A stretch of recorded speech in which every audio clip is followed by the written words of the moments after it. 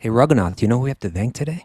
Who's that, Kastuba? We got to thank our Patreon members. That's right. It's our Patreon members that make it possible for us to do this every day. Wisdom of the Sages is a listener-supported podcast. And if you enjoy listening to the podcast and would like to help support it, here's what you can do.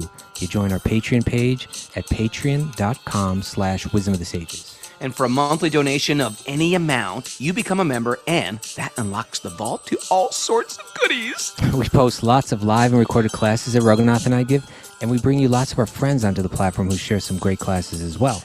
Joining our Patreon party also allows access to the Discord community where you can chat with other listeners and share ideas on all types of Bhakti-related topics. But most importantly, your support really helps us to be able to dedicate the time and energy needed to bring you the podcast on a daily basis. So thank you, patrons. And if you'd like to become a patron member yourself, go to patreon.com/Wisdom of the Sages. All right, you ready? Let's do it.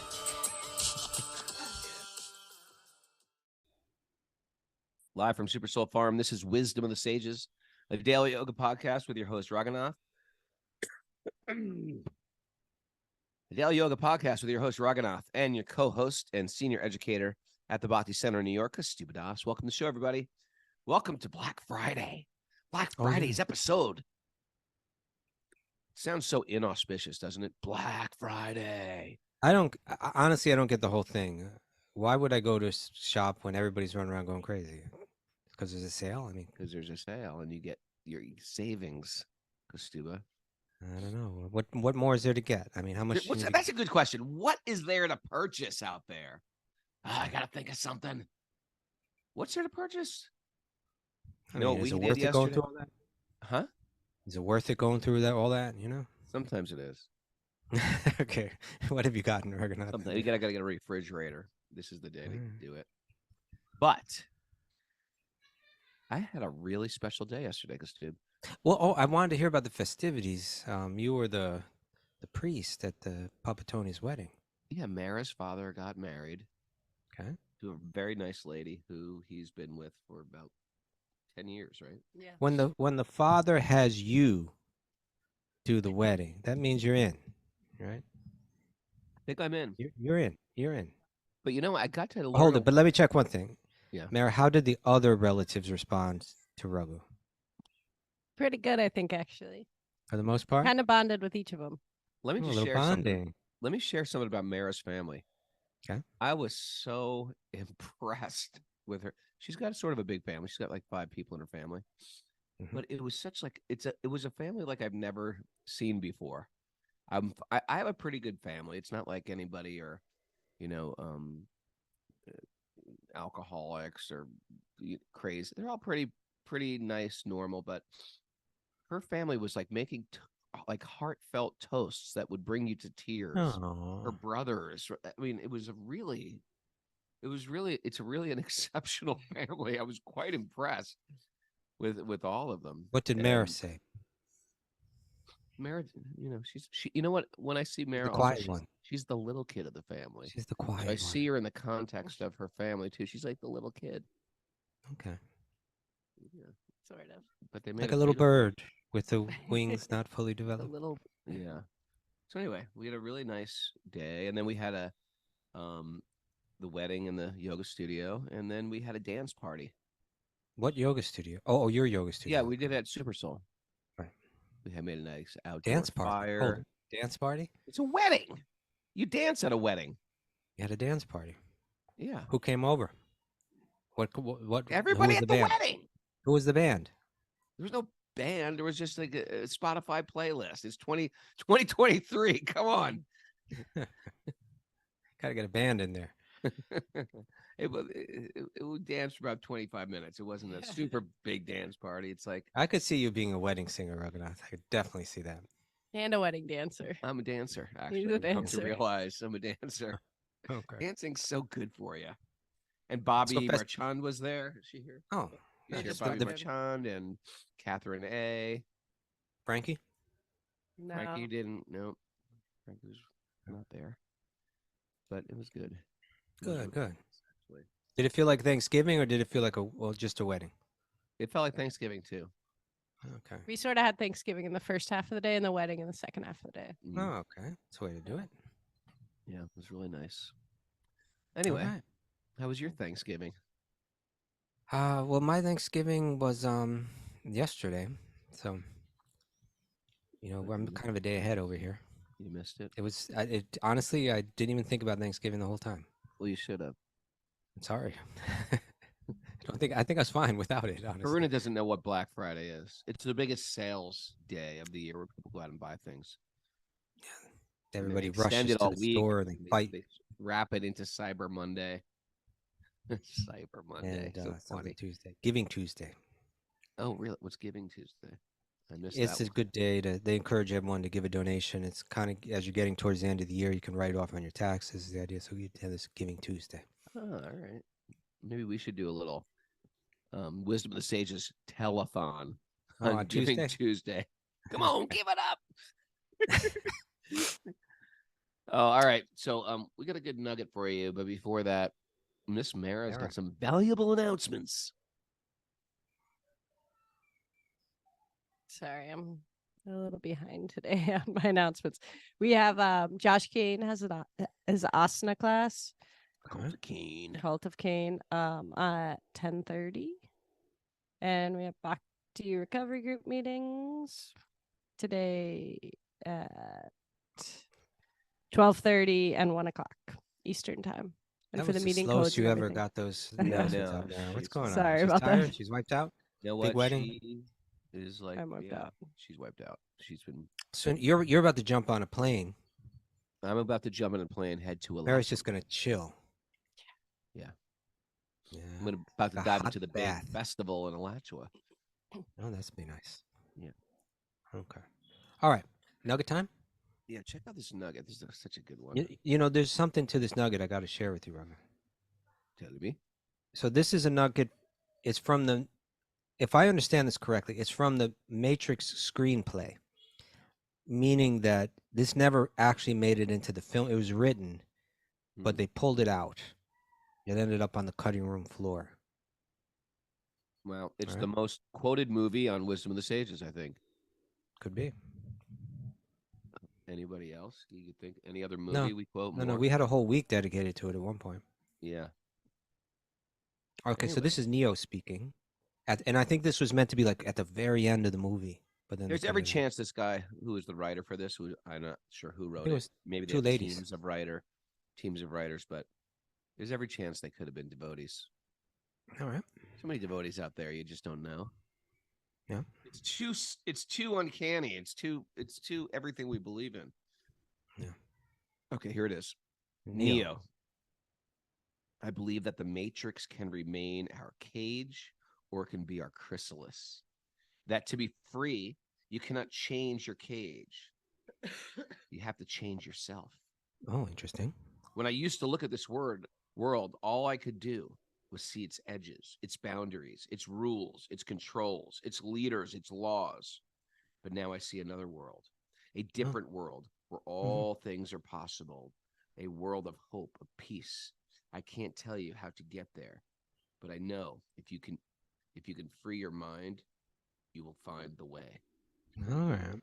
We'll put that on the message board. Yeah. Can you put that on the message board? So, commentary by Kostuba Das. Well, here's a little commentary. So, first of all, what does the word chrysalis mean? You know what? My mind goes right to the record company, Chrysalis Records. Yeah. Well, chrysalis means, it's kind of like a cocoon, but I think a cocoon, like the moth, kind of spins its own silk. Yeah. But a chrysalis, I think, is part of the body of the creature, but it forms a hard outer shell in which it matures inside and transforms inside, and then comes out a new being. Let's hear it's kind of like saying cocoon or something like that. Yeah. Is that right, Mary? Yeah, the hardened outer protective layer. Yeah. Or protective covering. But a special layer designed for transformation, right? For changing, right? So the matrix can remain our cage. It can be what locks us in. It can be what traps us. Or it can be our chrysalis. That to be free, you cannot change your cage. You have to change yourself. And this is, this is always, we live in such a touchy age, where people nobody does anything, but we all complain about each other on on social media, right? But you know, there's and it's something. It's a subject that comes up a lot with us because Eastern philosophy in general, so many times, you know, in so many ways, it's calling on us to, on some level, see the world as illusory and understand that we have to look in and we have to transform ourselves within. At the same time, it's not limited to that. There is a broader understanding that's like when you do that, you can become an instrument of spirit. You can become an instrument, however you want to phrase it. You can become an instrument of God. You can become an instrument of good in this world when you achieve that higher level of consciousness. But getting to that higher level consciousness is going to take a vision of an understanding like I'm moving through a virtual world. And it's calling upon me to go through some inner transformation. So he mentions, I used to look at this world and all I could see was its edges, its boundaries, its rules, its controls, its leaders, its laws. We need to be able to see that, fine, but to see beyond that, to see that it's almost like I'm in a video game and I'm meant to understand that the video game has to do with myself transforming, and I don't get out of the video game until I do. Right? I don't break free until I do. So I appreciate it from that from that level. You had some thoughts? I did, but you know, I like what you said too. Okay. The video game is actually a great analogy because there's various demons you slay, Levels. and there's Yeah. various rewards you get and treasures you get, but you're still in the game. Yeah. Imagine if you were in a and you know, the last video games I ever fooled around with were like you know, a What long, were long the? This time is a ago. good question. What were the last video games you fooled around with, Well, Costume? I remember on the corner of Avenue A in St. Mark's, there was a pizza place, and they had It's real old school here. and they had that one where you're driving a car. I forget what it was called, Speed something or other. Frogger. And huh? That's where you're driving a frog. No, it wasn't. It was like you're driving a race car, and sometimes it would turn to ice, and sometimes you know I forget what that one was called. Yeah, that's pretty old. That's pretty old, That's and right up there with Pong. no, it's a little more developed than Pong, but in any case, imagine you know I know that in a lot of these more modern, I think the real modern ones are just on crazy levels I don't understand, but you know they have these ideas where you go up different levels. It has a lot to do with climbing different pole position. Parmananda got it. Thank you. I can click for D. That's what it was called. But the idea that you're climbing levels and you're accumulating, you know, it may be like you're accumulating coins or something, or you know, but I think like the modern ones get a lot more creative than that. You know, all kind of accoutrements you can achieve. But Yes.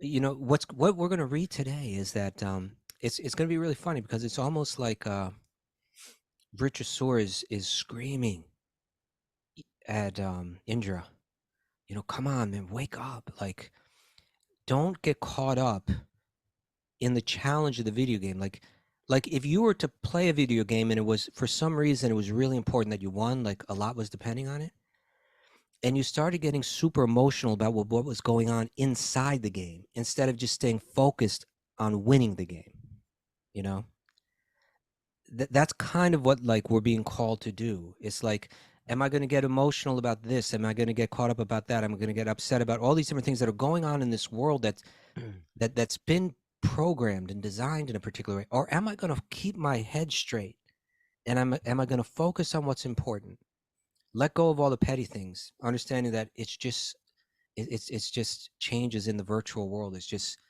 a video game, and focus on getting my consciousness in the right place and breaking free. So you know, I like the way that it ended. You know, I can't tell you. Oh, I can't tell you how to get there, but I know that if you can free your mind, you'll find a way. And that's really, in a sense, what we're here to do, right? To free our mind from the programming that it's entrapped in. And if we can do that, we can find a state of peace of mind. And if we can do that, we can use that peace of mind as the fertile ground for growing this sprout of bhakti, for growing this divine love. And that's really what the whole thing is all about. It's quite poignant and and very incredible. Let's watch this movie. Let's do a Matrix marathon. Can I virtue signal right now? About 20 years ago, I was offered. Listen to this. I don't know if I remember this right now. I don't know if Parmananda knows this, but I was offered $5,000 to use a Youth of Today song for Grand Theft Auto. Parmananda's like, what? You didn't tell me that. Didn't I have something to do with writing that song too? I don't think. No, I wrote that song, so they offered it to me, and I turned it down. I was like, this is like the destruction of human civilization and our children. I can't accept this blood money. And you knew what would Ian MacKay say if you did that, Raghunath, right? That's not why I did it. Okay, what do I care what Ian MacKay says? Well, you know, there are people in our lives that we want to. Krishna thought. Okay, good. But that was before that, huh? Or was it not? No, it was a devoted 20 years ago. It was like 2003. Okay. But you know what story you could tell, Raghunath, that relates to the whole Black Friday thing, and that relates to all of this, is that story where you were offered to run around the warehouse and collect all the stuff. Remember that one? Yeah, well, that's very interesting. That's very well. Me and Parmananda, all my exploits with Parmananda.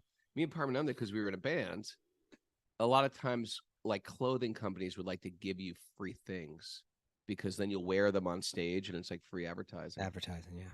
And so sometimes it'd be like, I remember there's one like snowboard company with like, yeah, and somehow it was arranged that we go down there, and the guy who's in charge of dealing with the liaison between the bands and important people, they'd be like, yeah, okay. And I was like, so how does this work? We pick out a jacket or something like that? He goes, no. You see those boxes over there?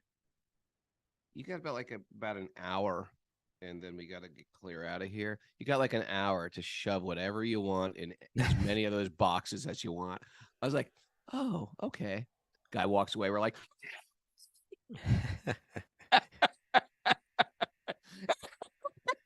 you lost your composure? Hold it together. Don't lose your composure now. It's so embarrassing to even say that. Yeah. Like, here I am, like in this spiritual hardcore band. I'm like, I'll take a red version of this snowboarding jacket, a blue version of this snowboarding jacket, a green version, every version, and they're all free.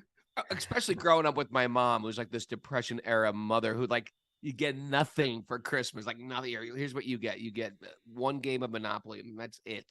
It's like, that's it. All my friends are getting everything. I'm getting nothing. So I grew up with like this whole scarcity thing. And then all of a sudden it's like, you can get whatever you want, as much as you want, but you have 1 hour to do it. Yeah. And afterward you felt dirty or something like that? You feel like, what the hell am I going to do with all this stuff? You just feel like, what the heck am I going to do with all this stuff? Right. It's like exhausting amounts of, like, how many jackets do you need? How many snowboard pants do you need? How many? So then you give them away. You give them as gifts and stuff like that. And so in one sense, this world is something like that. On one hand, things are being offered that we could run after, lose our dignity in chasing after things. Well, it's first of all, also it's sort of like it's understandable that people like to shop, and oh, I need a new pair of sneakers. That's nice. Oh, cool, jeans. That's nice. And then sort of like if you have a little bit of like, Mara's totally not like this, but if you have people who are just, you know what, I wouldn't mind a couple pairs of jeans. I wouldn't mind a couple pairs of those shirts. But then if you could turn that up to 11, like I was actually at Gwen Stefani's house once, and I remember they were bringing over boxes, like Reebok would show up and they'd bring like boxes of things for her to wear and for Tony, the bass player, to wear. And I was thinking, and I was like, what's going on? He goes, oh, they just want us to wear this stuff. And I was like, it gets to a point, consumption gets to a point where we're like disgusted. It's like a meal that you could eat so much of, and after a while, you're like, "What have I done?" It's like a Roman just shoving so much down their throat. that you want to vomit afterwards. That's the problem with consumption. It doesn't actually satisfy you. And so my point is that whether it be something like there's that end, right? Like I want to consume. There's stuff that I want. I'm gonna run around like crazy. I'm gonna lose my dignity. I'm gonna lose the clarity of my vision, in order to taste something of this world. Or it could go the other way too, like the painful things or the uncomfortable things, that one could become so caught up in them, so caught up in avoiding them, so caught up in battling them, so caught up in trying to change the situation, or just dwelling on it in the mind, that again we lose our dignity and we lose our clarity, and the progress that we're supposed to be making to actually get out of the video game, we get lost because we're caught up in all of this illusion within the video game. Yeah.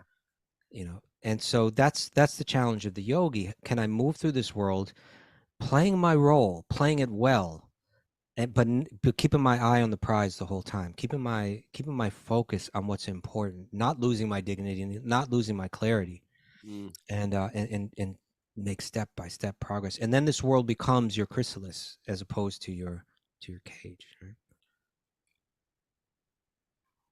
That was exhaustingly funny. Take a deeper breath. It's like, why is like every time I finish this podcast, I'm like, I'm sweating like a pig. I sweat during this podcast. It's unbelievable how much weight I It's must cold in that lose house too. after. Yes. All right. Let's get into it. Stiba. Narayanam namaskrityanam chaiva narottamam devim saraswatim yasam tato jayam mudirayat. Before we start the Srimad Bhagavatam, which is our very means of conquest, one should offer respectful obeisances to the Supreme Lord Narayan, unto Narayan Rishi, the supremmost human being, unto Mother Saraswati, the goddess of learning, and to Srila Vyasadeva, the author. Nasta prayeshva badreshu nityam bhagavat sevaya bhagavati utamashloke bhaktir bhavati naishtiki. By regular attendance in classes on the Bhagavatam and by rendering service to the pure devotees, all that is troublesome to the heart will become eradicated. In loving service to the Supreme Lord, whose praise with transcendental songs will be established as an irrevocable fact. Om Gyana Timarandasya Gyananjana Shalakaya Chakshuramadatam Yena Tasmai Shri Gurave Namaha. I was born in the darkness of ignorance. My teachers are opening my eyes with the torchlight of knowledge. I offer obeisances at their lotus feet. Okay. I'm grateful. And maybe I'm such a super dented can that Krishna had arranged my life so I was offered these extremes just to be like purged of it.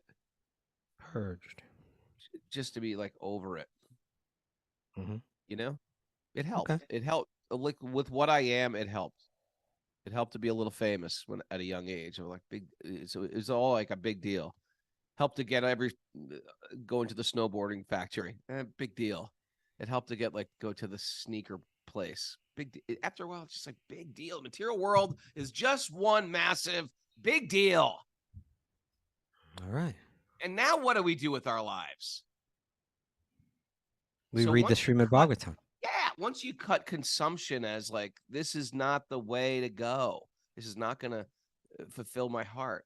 Maybe that's common sense, and I'm just a dum-dum, and I don't get it. And I needed to be I needed to be handheld into that, pit. All right. So here we are. It's a new chapter. It's chapter 12 of Canto 6, Vritrasura's Glorious Death. And that is the amazing thing about people who practice bhakti. Everything becomes auspicious, even something like death, even this is a horrible death, right? Even a horrible death becomes very, very auspicious. It's pretty gory. He's going to lose one arm, then he's going to lose the other arm, and he's still screaming. But he's screaming powerful stuff. He's going to be screaming out like clear, yogic teachings. Clear Vedanta is coming out of his mouth.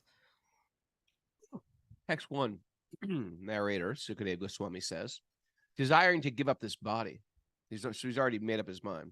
Give up my body. Yeah, he wants to die.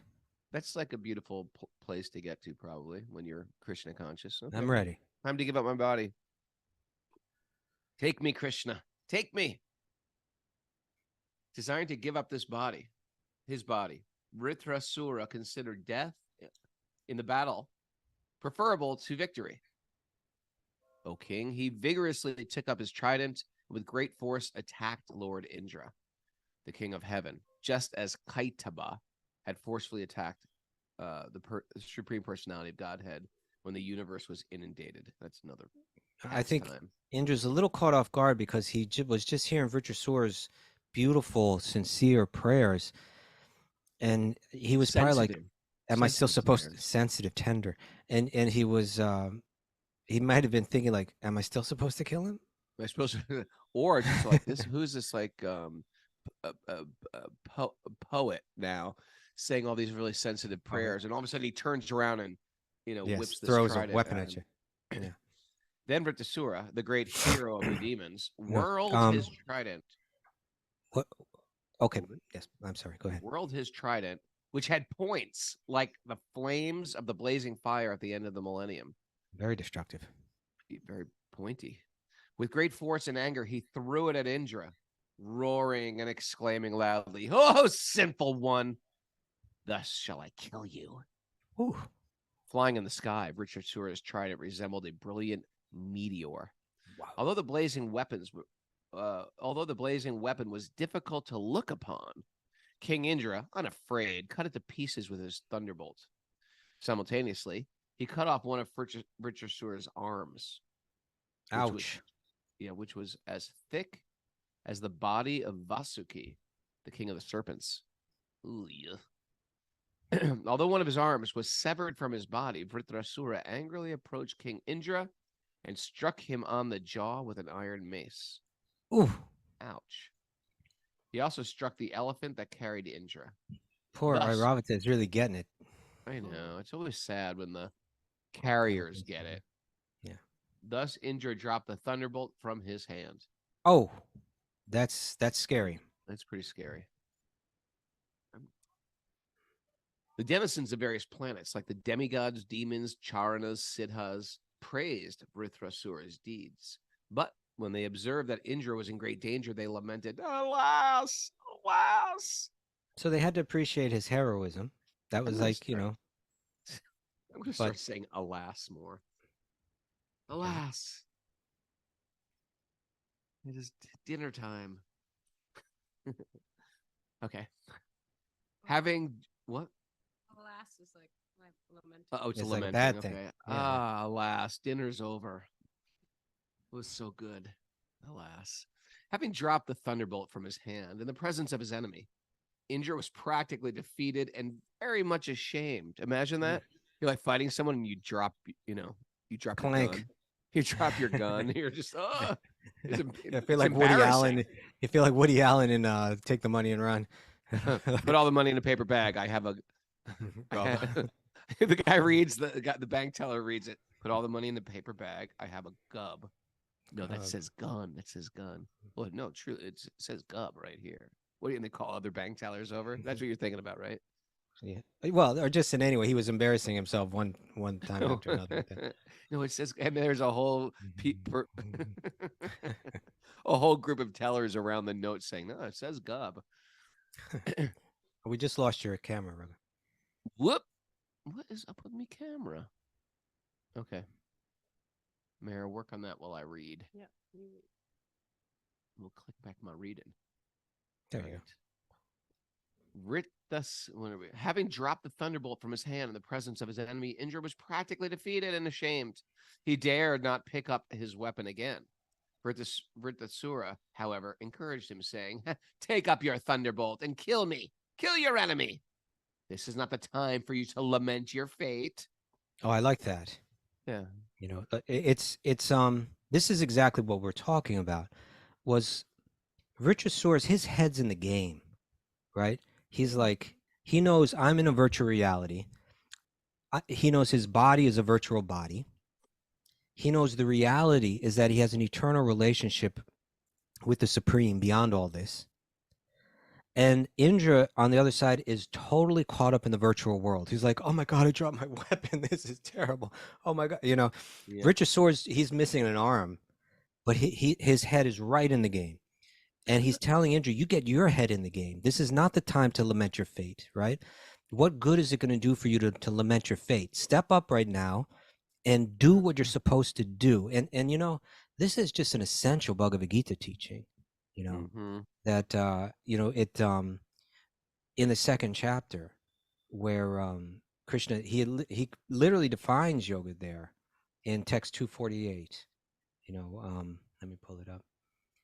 Yoga sta kudakarmani sangam tyaktva dhananjaya siddhya siddhyo samobhutva samadvam yoga uchate, right? Perform your duty equipoised, right? He's saying, Indra, get your head in this. I've got a duty to do. You've got a duty to do. Let's step up and do it. Abandoning all attachment to success or failure, because you realize I'm in a virtual reality. All I can do is do my best, do what's right in any particular situation. And ultimately, the results aren't up to me. That is how this world works. So why are you lamenting now, Indra? You have a job to do. Pick up your thunderbolt and throw it. You know, such equanimity is called yoga. And there's you know, there's some nice in the commentary to that. We could read that, I think. Would you like to? You don't have 248 pulled up. 248? No, I don't. I've read this earlier today, and I was thinking of it like this. If we are in a video game, right? If we are in a virtual reality, which I believe we are. We could be. What is it designed for? What is the prize? You know? And the idea is that it's kind of designed to train us. And what's the training? The training is to love entirely purely, right? To love without and entirely purely, or to love in a sense perfectly, meaning one, that there's no selfishness in it. That when love is entirely pure, you're just thinking about satisfying the object of your love. But also pure in the sense that it goes to everyone. It's not limited due to some external consideration. And so the virtual reality that we're living in is designed to get our loving propensity and our consciousness focused with love toward the root of all existence, and through that root towards every living being. And when you achieve that, it's like jackpot. You've broken free. You step out of the video game and you're like free. Now, Richard Seward totally gets it, right? He just opened his heart up to God without any personal motive. And he's not even seeing Indra as his enemy, even though he has to fight him. He's encouraging Indra. Come on, you know, you can do this. He bears no animosity towards anyone, but he's playing his role in this world without concern for success or failure. He's focused. His head's in the game, you know. So why don't I read a little from, and let's get your commentary on this, okay? Ready, Robert? So this is, again, Bhagavad-gita 248. Perform your duty equipoised, right? You may have dropped your thing. You may not have dropped your thing. Everybody may be behind you. Everyone may be afraid for you. Perform your duty equipoised, Arjuna, abandoning all attachment to success or failure. Such equanimity, samatvam, is called yoga. Purport. Krishna tells Arjuna that he should act in yoga. And what is that yoga? Yoga means to concentrate the mind upon the supreme by controlling the ever-disturbing senses. Okay, that's a nice definition, huh? And it kind of brings us back to Neo, who's saying, you know what? I think the way of getting out has to do with freeing your mind, you know? So yoga means to concentrate the mind upon the supreme by controlling the ever-disturbing senses. And who is the supreme? The supreme is the Lord. And because he himself is telling Arjuna to fight, Arjuna has nothing to do with the results of the fight. Gain or victory are Krishna's concern. If we can just live like that, right? I have something to do. I have to take care of my family. I have to do my job in an honest and a good way. I have to contribute, you know, to the good for people. I have to try to act in a way that will please God.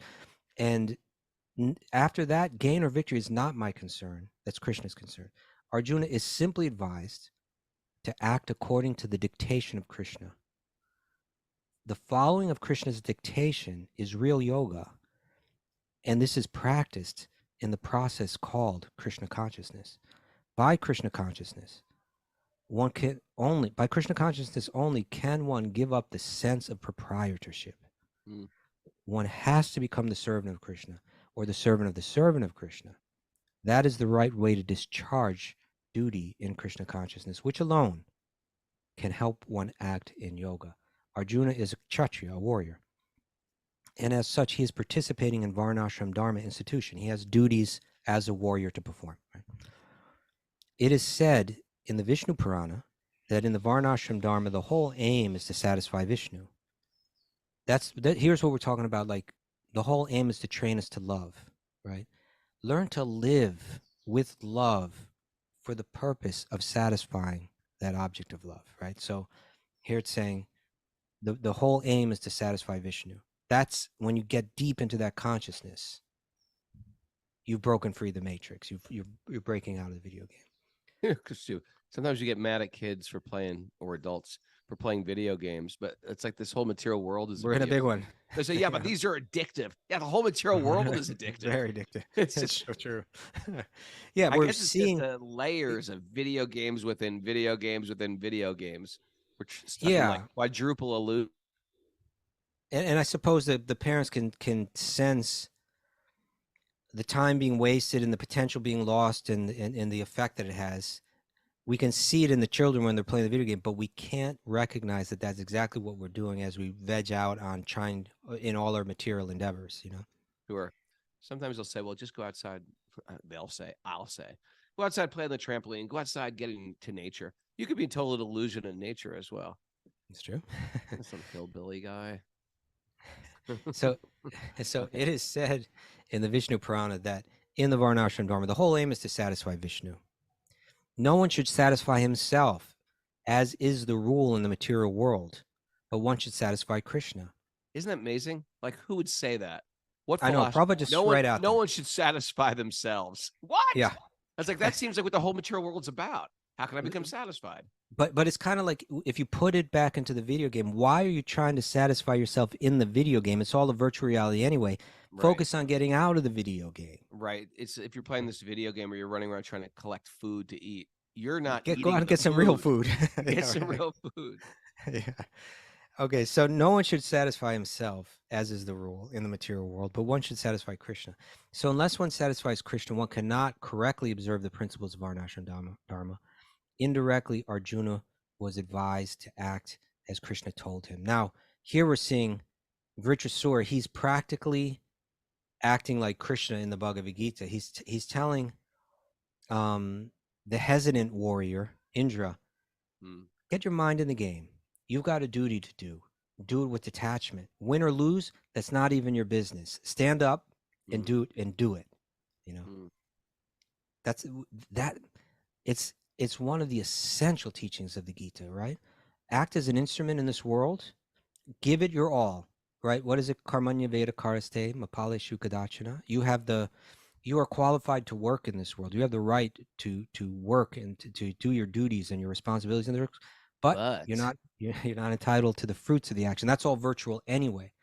Never be attached to the results of your work, and never be attached to not doing your duty.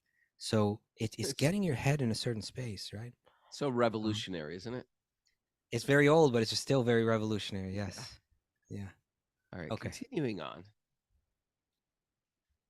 O Indra, Vritrasura said, O Indra, no one is guaranteed of being always victorious, but the original enjoyer, the supreme personality of Godhead, Bhagavan. He is the cause of creation, maintenance, and annihilation, and he knows everything. Being dependent and being obliged to accept material bodies, belligerent subordinates, that's us, belligerent subordinates are sometimes victorious and sometimes defeated. He's reading the whole coding of the Matrix, and he's telling it to Indra, right? There's a coder behind all this. We can act, but ultimately there's powers beyond us. We focus on what's within our power and transform yourself. Get your head in the right place. I just want to read that last sentence again. Being dependent and being obliged to accept material bodies. That's us. We're dependent and we're obliged to accept material bodies. Belligerent subordinates are sometimes victorious and sometimes defeated. That's the story of our life, isn't it? All you can do Text is try. 8. All living beings in all the planets of the universe, including the presiding deities of all the planets. So everybody, even like the greatest of heroes, are fully under the control of the Lord. They work like birds caught in a net who cannot move independently. Text 9. Our sensory prowess, mental power, bodily strength, living force, immortality, and mortality are all subject to the superintendence of the Supreme Personality of Godhead. Not knowing this, foolish people think the dull material body to be the cause of their activities. Okay. You know, and this may be sounding like, what are you talking? Some kind of deterministic universe that we're living in where we have no free will. It's not exactly that. What it's saying is that we voluntarily enter into a virtual reality to try to taste what's not real, to try to put ourselves in a position that's not our position and enjoy the taste of it. And meanwhile, it's moving in such a way to purify us from that desire so that we can become free of it. But until we realize it, it can be very painful. You know, you can get really deeply lost in that illusion. And here's the point, that as you make decisions in that realm, each one of those decisions has consequences, which can take you further in, where you lose still more of your freedom to act and you become more bound. And so there's a way to live, and it's largely what Virtue Soar is encouraging right now. There's a way to live where it's like, I'll perform my duty that's training me to love selflessly. And as far as the results of what I get or I don't get, that's not up to me. Right? And that's, you know, that's the evolution through Nishkama Karma Yoga, acting in this world without any attachments, with full knowledge and without any attachments. And ultimately, where the Bhagavad-gita, the highest place where the Bhagavad-gita is teaching is to do it with love for Krishna, to do it with love for God and everyone. Yeah, we're starting to separate ourselves. Generally, we're just a big blob. And as yogis, we start to separate, well, there's a mind, and there's a body, and there's the senses, and there's the actual self. And we start to see ourselves as a spiritual being that has a senses, that has a mind. Otherwise, the free will is, it appears like we have free will. But in the same sense, we realize we are just addicted to our senses, and our senses are moving us around the world. Yeah. Catherine A is doing these cold plunges every day in the pond. So she's getting a little hammer, going up to that pond, breaking it open. And all of Mara's family was like quite impressed, I think. And they were like, oh, okay, maybe I should do it, and things like that. And the idea is that instinctually, quote, instinctually, you don't want to do it. You don't want to do it. The mind doesn't want to do it, right? The mind is screaming, don't do it. Good. But then Catherine's saying, well, it's got benefits for our, immune system, for our digestion, for our circulation, and heats the body. It gives us strength. So many reasons why. So that's cultivating intelligence. Right. And then the cultivation of intelligence is brought to the mind, which is saying, nope, don't do that. Don't do it. But you're going to do it anyway because you're going to ride that mind over the senses. The intellect is going to train that impulsive part of the mind, the manas. So to the degree that we choose what's better. Yeah, to the degree that we are just a sensual being, we lose our free will. We lose to the degree that we just, we won't show up and do our duty, so to speak. You lose your free will. You act in a real lazy way. Whatever feels good, do it. And you want to become great at anything, there's got to be a discipline with the mind and the senses, period. You want to become excellent, a virtuoso, top of your game, you've got to overcome the senses and the laziness of the mind. And that's the first thing. And then you start to realize, wow, I'm addicted to everything. I'm addicted to sleep. I'm addicted to food. I'm addicted to comfort. I'm addicted to just staying in my cocoon. I'm addicted to my bad habits. I'm addicted to we get addicted to our self-loathing. And when you start to control them, you start to realize, wow, I'm a little freer. And thus you become a little happier as well. So it's very obvious when you put it in, like, maybe in a cold plunge, or even something like an alcoholic. And they say, well, I just like to drink. I'm going to drink because I can, because I choose to. Well, are you choosing it, or are your senses choosing it? Has it become a mental lockdown that you're trapped in? So just to get to sattva gives us a little bit more breathing room in sattva guna, where we can actually make choices. We get offered this. This is what you like. This will feel good. Well, no, I know it will, but I'm not going to do it. That becomes powerful. That's when you start to reclaim your power. Right. And now you're getting some freedom back. Yeah. And now you get a little bit of freedom back. Anyone who's done their astrological chart realizes, like, oh, I thought I was making all those charts. This was actually, a lot of it was predetermined. But even within that predetermination, I can act in ways that give me more freedom. Or less. Or less freedom. Yeah, for sure. So here we have Indra. He's really stuck. And you have Richard Sora, who's like, he's fully accepted the external. He knows what he has to do, and he's going to do it. He's practically free. Okay, this is text 9. Our sensory prowess, mental power, bodily strength, living force, immortality, and mortality are all subject to the super independence of the Supreme Personality of Godhead. Not knowing this, foolish people think that dull material body to be the cause of their activities. O King Indra, as a wooden doll that looks like a woman, or as an animal made of grass and leaves, cannot move or dance independently, right? Like a puppet or a stuffed animal or something, but depends fully on the person who handles it. All of us dance according to our desires, to the desires of the Supreme Controller, the Supreme Personality of Godhead. No one is independent.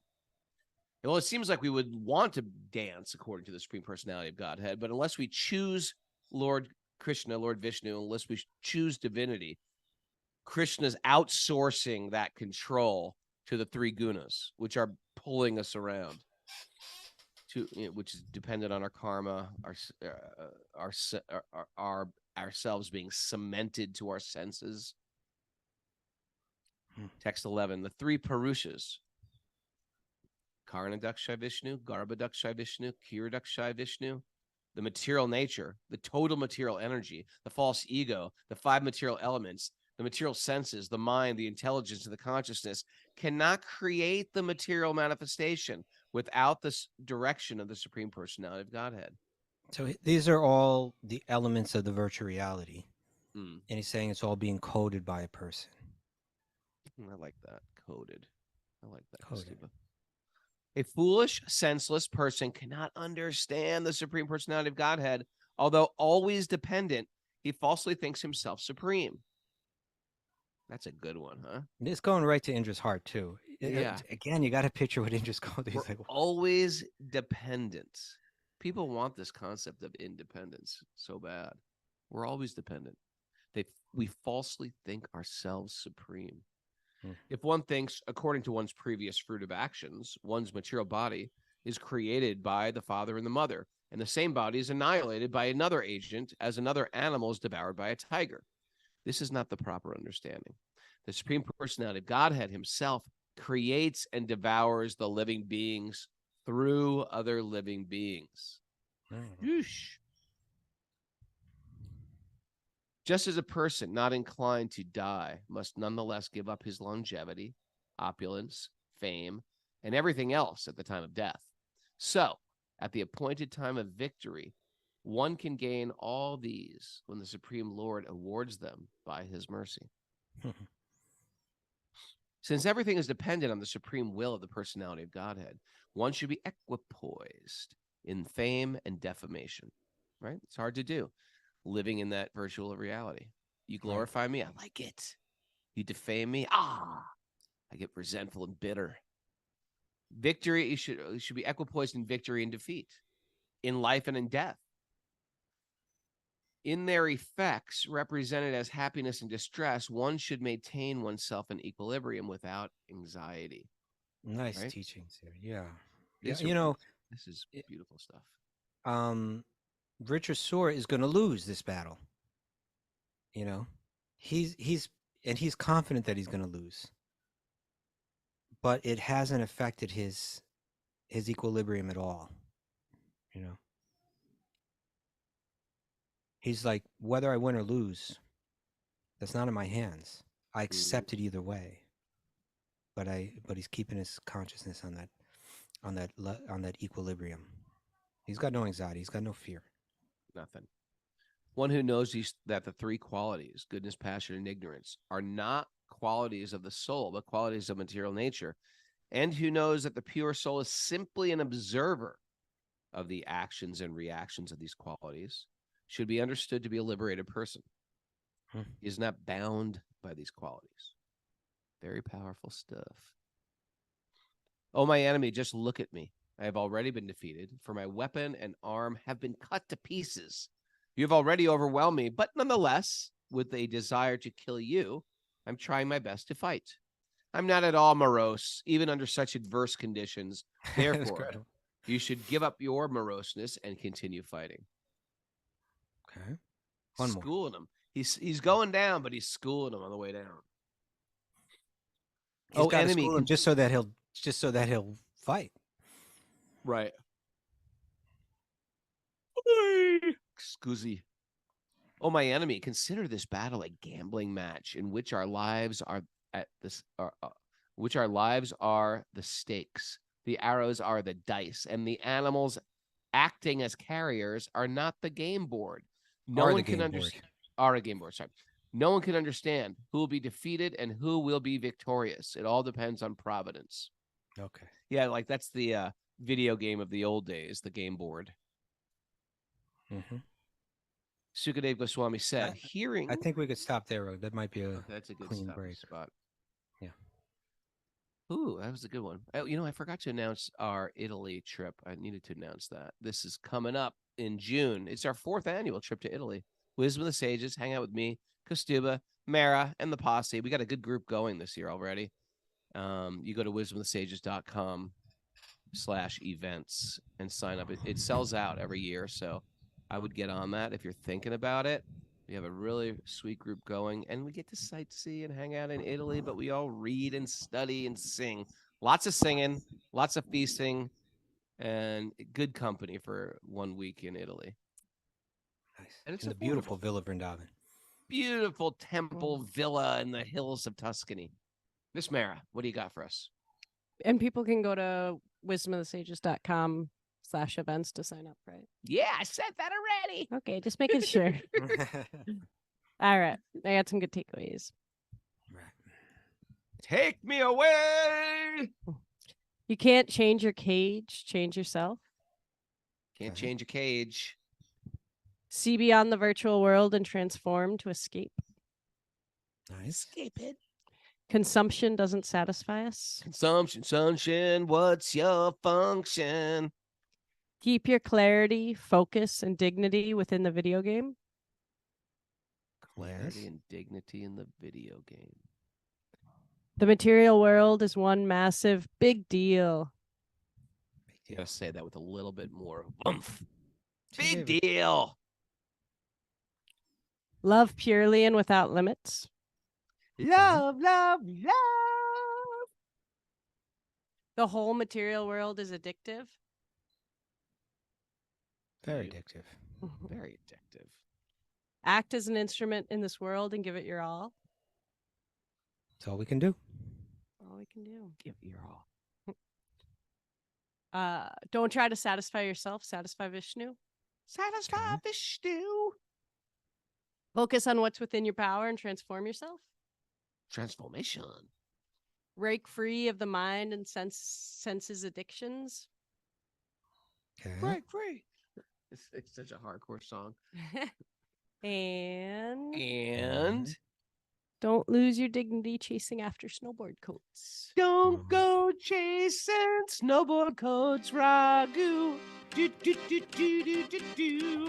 Thanks, everybody, for joining us. It's happening. We're going to Italy. Sign up wisdomofthesages.com/events.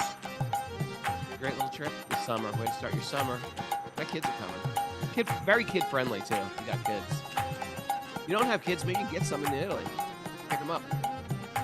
What else is going on? Hey, this is a great day. Over these holidays, people want to consume stuff. Give them the podcast to consume.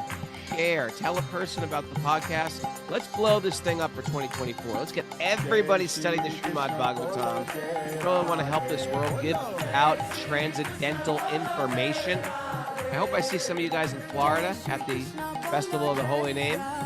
Maybe James better be there. Also, happy episode 1200. Wow! Oh, 1200 today.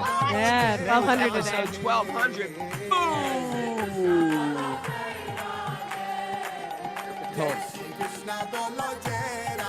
Old one. I think the cold plunge may kill Bobby Marchand. Not coming out. Cold plunge yourself to death. And I want everybody to go to Apple Podcasts. I want you to go to their reviews. When you get a 5-star review, and I want you to write us a little review. Positive, upbeat, cool review. If you haven't done it, I'm going to check this afternoon. So I'm going to do it. I like to read them all, find out where you guys are from, tell your story. Really appreciate it. It helps our algorithms. We're trying to blow up the Bhagavatam. This is how we do it.